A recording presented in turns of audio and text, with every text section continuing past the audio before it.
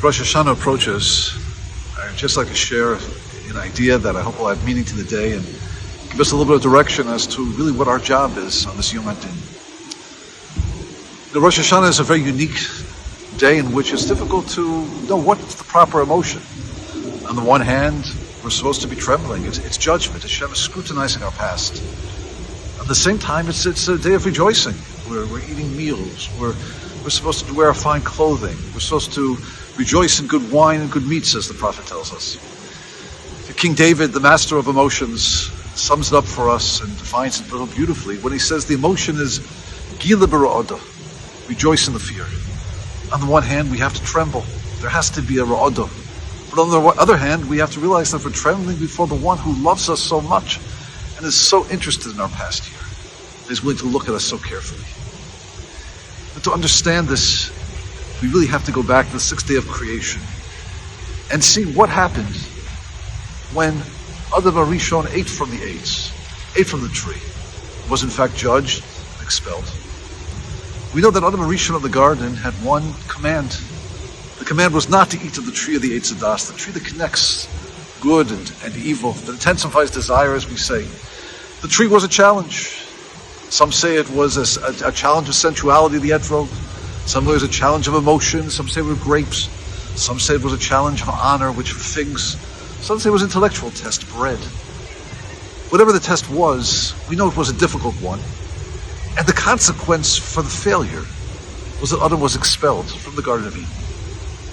And forced now to be in a world where Hashem hides. No longer could he just take his bread off the tree. He has to work for a living. His soul is going to be concealed. And ultimately there's going to be death.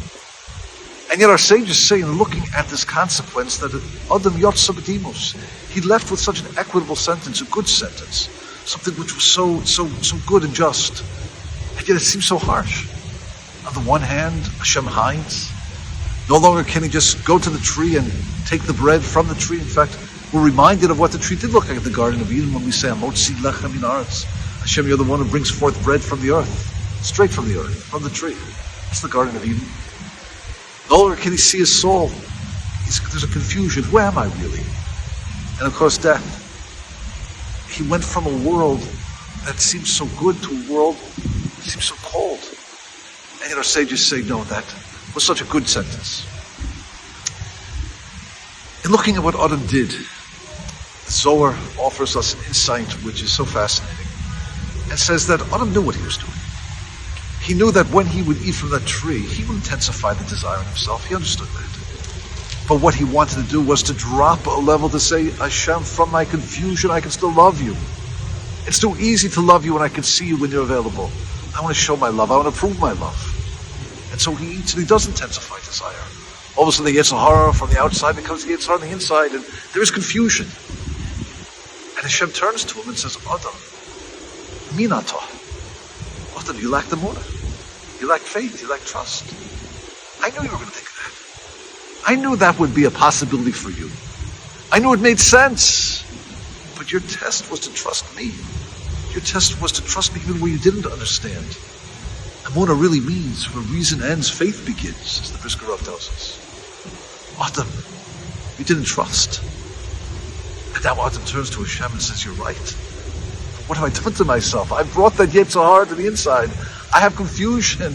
I don't know what's right and wrong anymore. I'm broken. And if we could imagine the conversation between Adam and Hashem, it might have sounded something like this. Adam, I'm going to make you whole again. I'm going to repair you. But to do so, I have to get you out of this garden. This garden is toxic for you. I have to put you in a world where I'm going to hide, so you have to learn to trust. I have to put you in a world where you have to plant a seed in the ground and let wheat grow and daven and pray for rain and proper climate. You're going to have to trust for your bread. Put you in a world where you're going to have to trust who you really are. To understand you're really in the Shema. And I put you in a world of death. You know, death is ultimately that moment where all falseness in life dissipates. My money can't help me. One's body can't help them. One's connections. It's really just a person in the shed. One has to give up anything that's false. Just trust completely. Adam, I'm going to repair you. I'm going to make you whole. But for that, I need to get you out of the garden. And that's why Our sages tell us that Hashem says, on the day when I judged Adam, and I gave him a sentence which was so good, so equitable, so perfect for his repair, I want to utilize this day to judge my world in order that I should give exactly what every person needs in order to repair that part of themselves and make themselves whole. And that's what Rosh Hashanah is. Hashem is looking at our past, not to punish. Hashem is looking at our past to see what we need going forward. In fact, that's why the day of Rosh Hashanah is on the first day of the new year, not the last day of the old year. It's forward-looking. It's Rosh Hashanah. It's the head of the year. It's giving direction to the year. And what's our job on this day? Our job is to get up early and to say to Hashem, I want to be judged. Who would want to be judged? Certainly in an earthly court, we would not want to be judged. But in Hashem's court, we understand that the purpose of judgment is repair. The more we turn to Hashem and we say to Hashem, I want that repair. I want to be that person that you know I can be. And Hashem says back to us, if so, I can mamtikas it. I can sweeten the judgment. B'ezrat Hashem, this year should be a year where Hashem gives us a sweet judgment. And our job in Rosh Hashanah is to let Hashem know we do want that repair. We do want to be that different person. By doing so, the repair should only be sweet. It should only be a goodness that we can taste. B'ezrat Hashem, it should be a year for us.